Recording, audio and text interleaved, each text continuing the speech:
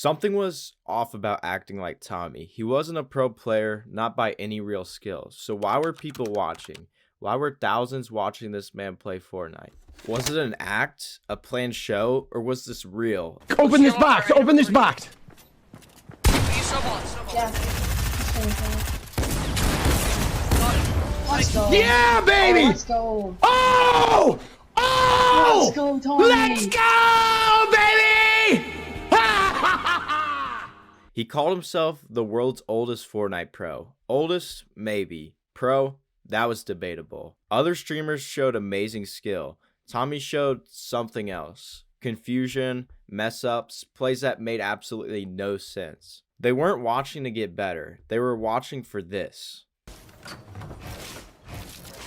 Little improvement. That's all I want is improvement, right? I don't need 10,000 kills. I'm all about improvement. Woo! The show.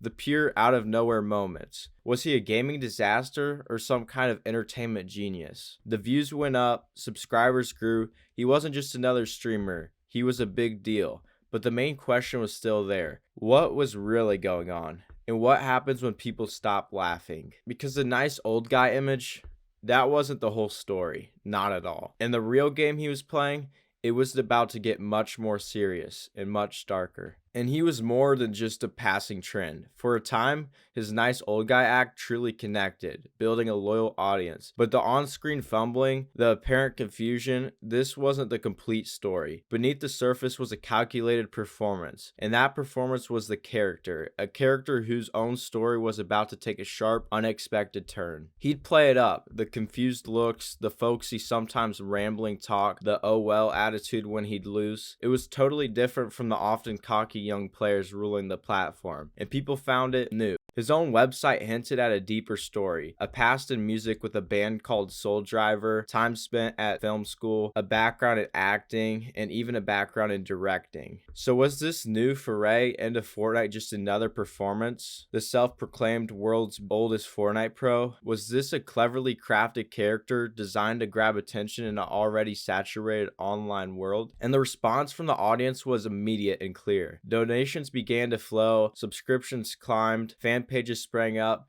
His unpredictable gameplay wasn't just watched. It was shared, clipped, and turned into memes. Raw entertainment fueling an unlikely ascent. But then, the story started to change. Small things at first. The nice old guy would sometimes disappear, and something else would show. A harder tone, a quickness to get defensive. He'd get into on-stream arguments, not playful teasing, real, sometimes awkward fights. Suddenly, the nice grandpa was gone, replaced by someone angrier and ready to fight. And then, politics. It started showing up more, not just small remarks, but big rants. Obama wasn't an idiot. He was really smart, but he was black.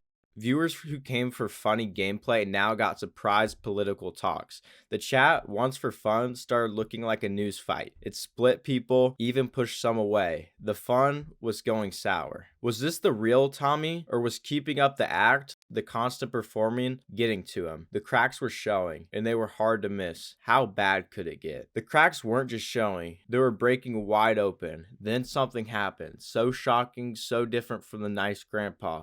It was a turning point, the G Fuel drama. Tommy's mother died, a very personal loss, he told his audience. But then on streams dedicated to her, or right after talking about his sadness, the G Fuel ads kept running. People talked about a specific line he supposedly said, "Fortnite isn't dead, but my mom is dead." It spread fast, caused outrage. A bad joke? Or was it something worse, more planned? He was accused of using his mother's death for attention and for subs. Not only that, but for money. The anger was huge. This wasn't edgy anymore. For many, it crossed a major line. The nice guy act, it was falling apart. The on-stream blowups escalated. In one notable instance, during a Fortnite Trios Cash Cup tournament, acting like Tommy's frustration with his own teammates reached a boiling point. No, we're done here, boss. We're fucking done here, bro. You guys are fucking griefing the fucking tournament, boss, dude. Yeah. Dude, later! Dude! Come on! More people called him a man-child, said he was an attention hog. This wasn't about bad Fortnite plays anymore. This was about him as a person, and the person many now saw was very different from the one they thought they liked. And then there was Andrew Tate. What followed was not a quiet agreement, but a public debate. Acting Like Tommy, live on stream, his own unfiltered beliefs suddenly on full display. So so Andrew, he's a big fan of you. He's a pro. He's the oldest pro Fortnite player. I am the oldest pro Fortnite player, indeed. And dude, I have nothing personal against you, Andrew, but like, he thinks you're a bitch, though. Some of your philosophy, I don't think you're a bitch. I think you're a water boy. Don't switch up. Water boy for patriarchy and capitalism and whatnot. Every incident was a big hit to his image.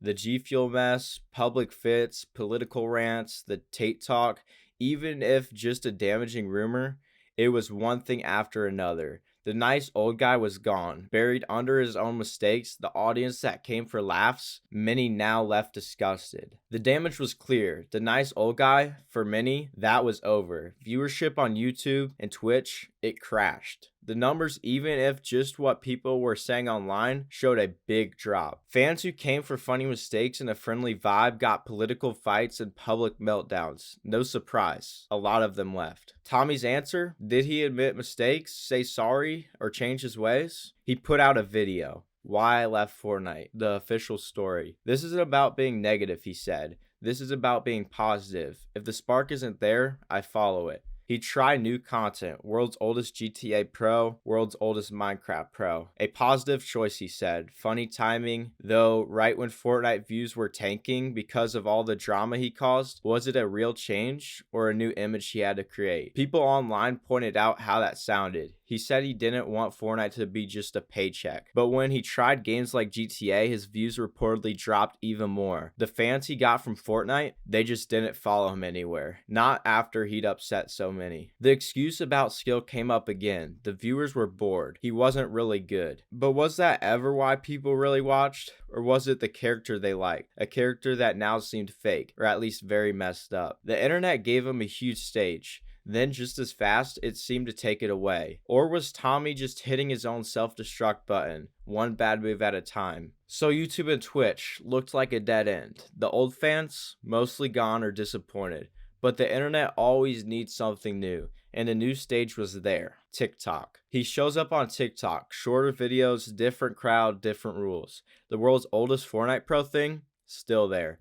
His bio, moving on to bigger and better things. Short, easy to watch, no more hour-long streams.